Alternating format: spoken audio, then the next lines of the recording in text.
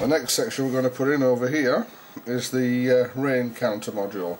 What that does is every time the little rain seesaw flips, it keeps track of that by registering an actual count inside the chip.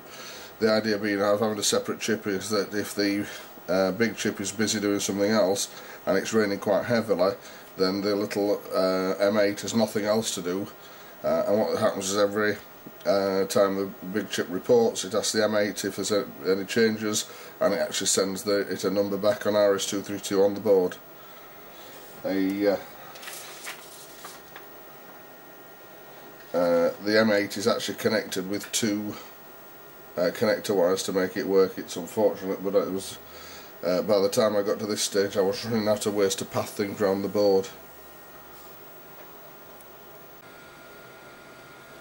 Right, so we've put the M8 chip in there, we've put the software connector in and the rain connector.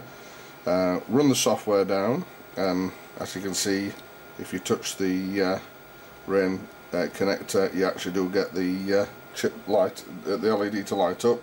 So that if you press it hard and if it goes off, you just touch it, it flickers, just to show that the chip is actually measuring and that everything's running properly.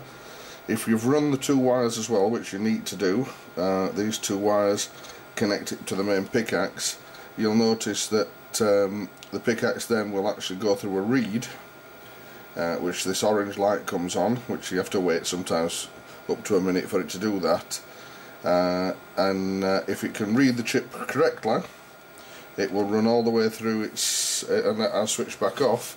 If not, it'll actually hang and the light will stay stood on. You can at this stage run the software on the screen, and you can start seeing some of the information coming back off the chip.